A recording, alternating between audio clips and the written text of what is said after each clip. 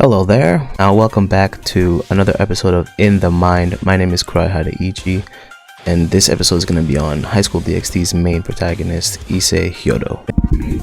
Okay, so just a quick little thing. I had to remove all the High School DxD visuals because it kept getting blocked worldwide. So yeah, you get to have wonderful Doom Eternal footage in the background, you know.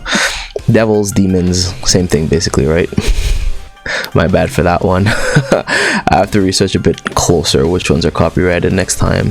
It all starts off when a regular teenage boy, Issei Hyoudo, is in high school, which recently went from being all girls to now being co-ed, there being a very large ratio of girls to guys. This was the main reason why Issei wanted to go to this school, because, you know, like a regular teenage boy, he's obsessed with bodies, to say the least. On his way home from school one day, he meets a girl, Yuma, and decides to go on a date with her. Right after the date, when they're meeting at the waterfall, she turns into a fallen angel and kills Issei. Great first date, right?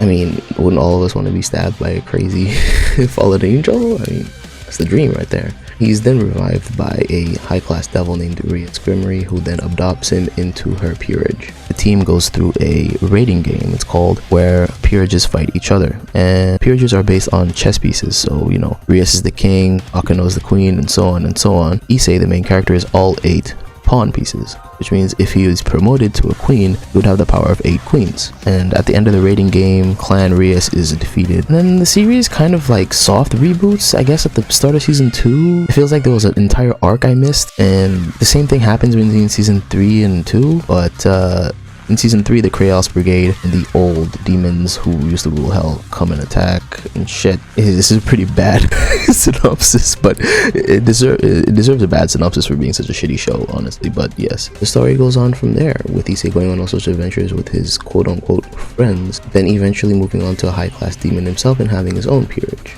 You know, this traumatic experience is the basis for today's psychological profile, and the situation that he was in was getting kind of sexual.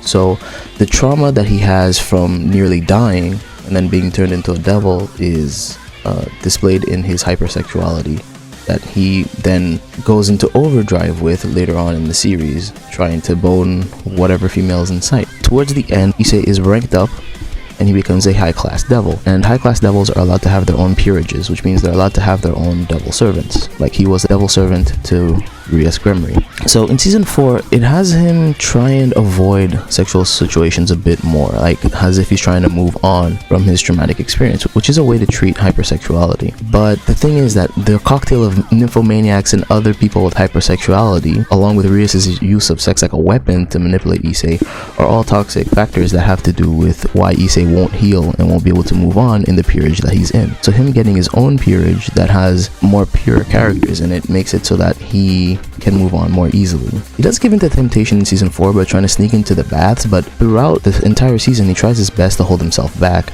even though Zenobia, you know, wants to have his child for some reason. The moral of the story at the end is that your friends could be your worst enemies, which means that Issei, even though he's trying his absolute best to move on, his friends are the ones who are holding him back, keeping him from moving on. Hypersexuality is a disorder in which somebody who has gone through deep trauma associated to a sexual situation then tries to recreate that situation in their daily lives, obsessing over it and being fixated on it. The way you treat hypersexuality is to identify the trauma that the person clings to. In this case, it would be his death by Yuma's hands. The date with Yuma was sexually charged right before she stabbed him.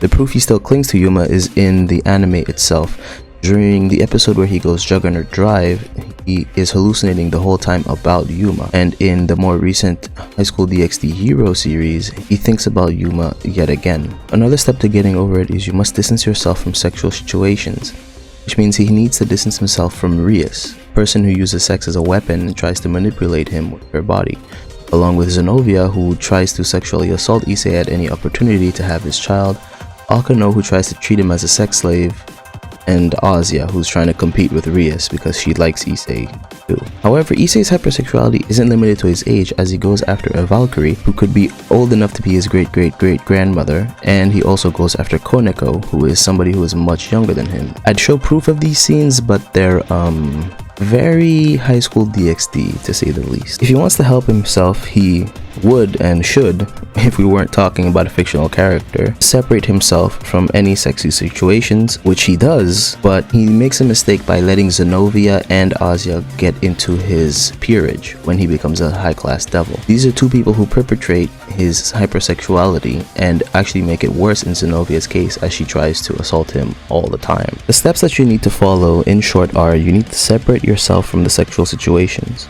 You need to identify and get over the situation that caused you to have the trauma, and you need to have a fresh start with a fresh mind, which means you need to accept all of the things that happened to you and on. However, Issei does only one of these things and fails to do so properly, because even though he separates himself from Rias' peerage, him and Rias still lead a team together in a raiding game, which means they're going to be working closely together, which means they're going to be in more EXD situations. Now, I know I make it sound very simple, but it really is. But simple does not mean easy. Of course, it's going to be difficult for Issei to do, but he does make a conscious effort, and there is proof that what he does did help a little bit, because he goes from having his inspiration for Balance Breaker be Rias' boobs to being protecting his peerage, which I think is a very good improvement to how summoning his Balance Breaker works, because it's based off emotions. So if he's not emotionally attached to Rias' boobs anymore, that's a good first step. I'm not saying that being a horny teenage boy is a mental disorder, but in his case, it's obscene and extreme how much he cares about that. It's to the point of obsession,